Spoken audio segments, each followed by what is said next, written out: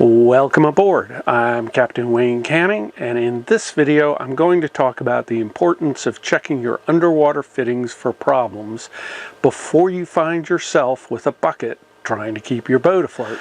According to Boat US, 50% of all boats sink as a result of failed underwater fittings.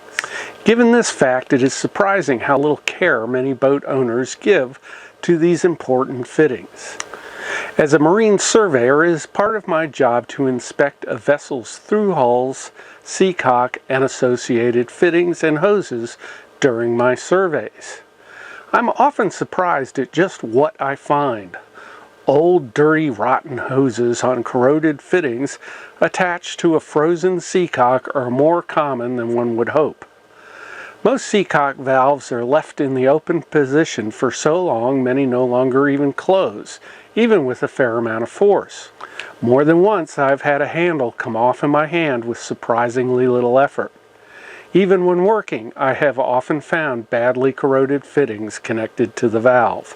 Although nobody likes crawling around in the bilges, this is one chore that put off could literally get you in deep water. Although it is not a pleasant job, it is obviously important to make sure all of your underwater gear is in good condition. I recommend that at least twice a season all underwater fittings and hoses be inspected and tested for proper operation. This does not just include seacock, but other fittings such as stuffing boxes and rudder posts.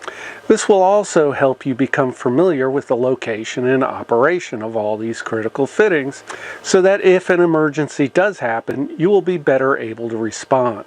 If any fittings are hard or impossible to reach, it may be time to think about relocating them to a more accessible area, or to at least provide better access by installing inspection or access panels. I always start my inspections by making sure the seacock valves work easily with normal hand pressure.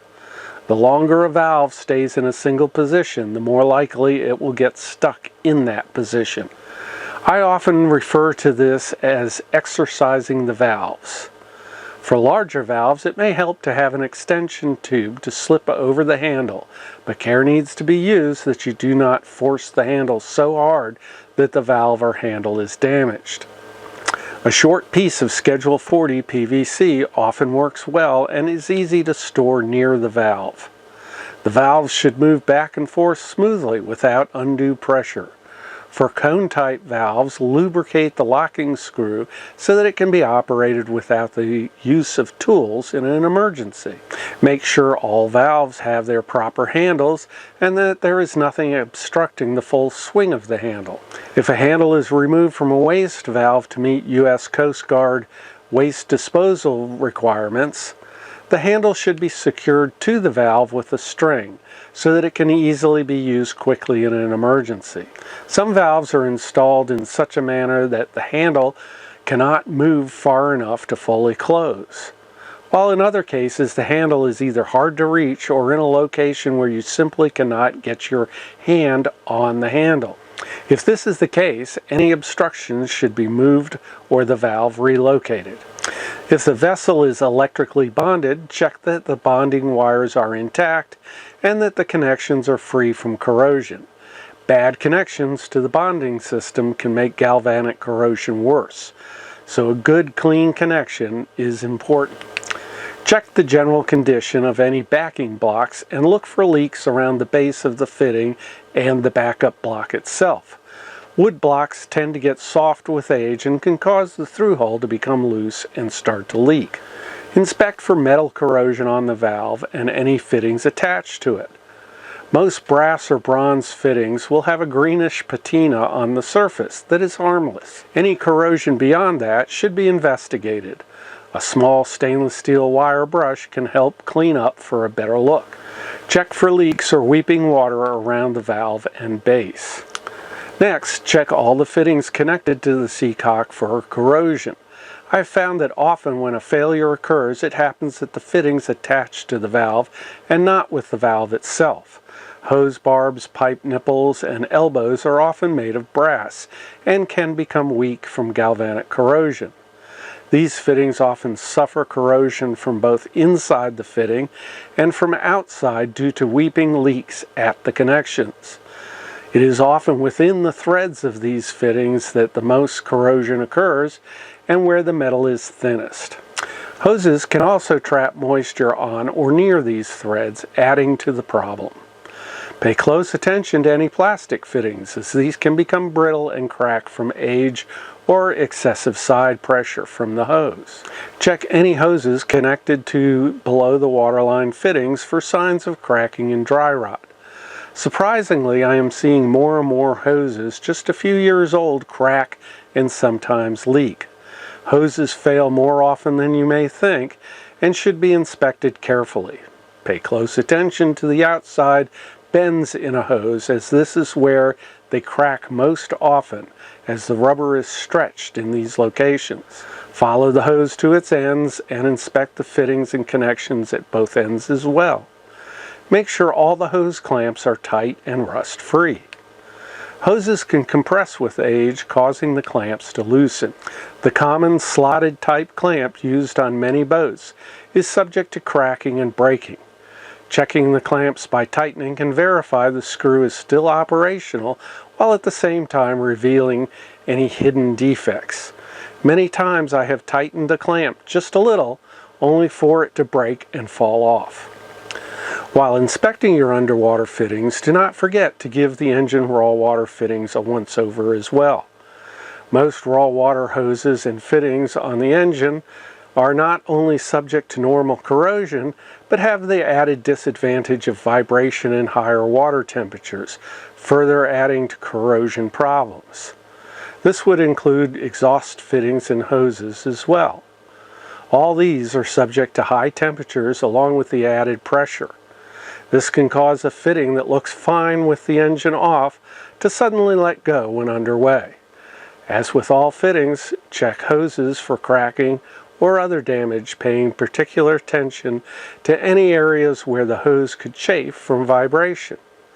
Check the hoses with the engine running at speed and note any hoses that look like they are bulging or swelling, as this is a sign of future failure. If in doubt, replace. If your vessel is equipped with air conditioning, special attention should be paid to these fittings and hoses as well. When an air conditioner pump is operating, it can move a large amount of water. A failure on one of these fittings can quickly overcome a bilge pump. Often the pump fittings are plastic with more than one hose connected on a T-fitting. This can place side loads on the fittings, causing cracking and eventual failure.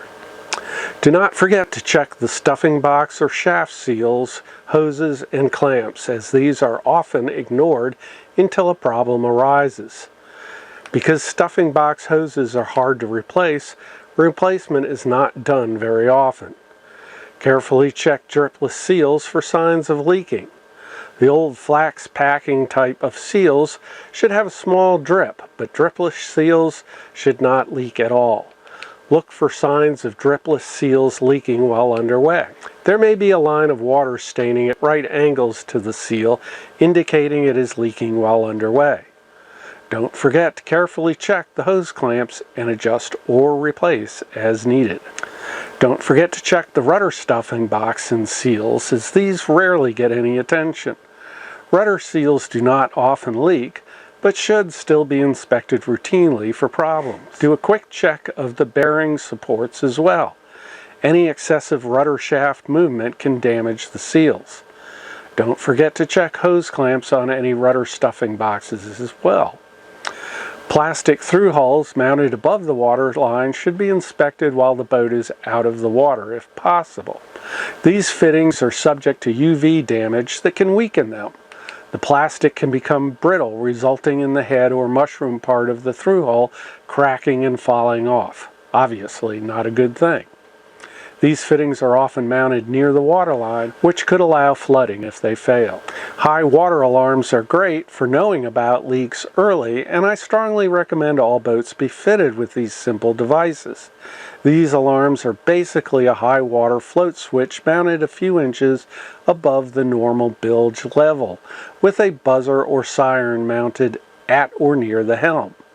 When operating the boat, this will let the operator know quickly when there is a problem, and while at the slip, it may alert the dockmaster that there is a problem. If your boat is equipped with high water alarms, be sure to test them regularly. I recommend checking all seacock and underwater fittings shortly prior to any haul out for normal maintenance. This way, if problems are found, they can be fixed while the boat is out of the water and could avoid an expensive haul out just to replace a bad fitting. Most through hull leaks are avoidable with a bit of preventative maintenance and due diligence. Spending some time crawling through your bilges a couple of times a year, inspecting your boat's underwater fittings, can help keep you from becoming yet another insurance statistic. And if you are like me, let you sleep a little better at night. Please let me know if you have any questions in the comments section below. This way, everyone can join the discussion and learn. If you like this video, please subscribe and hit the thumbs up thingy, as this helps with my YouTube rankings.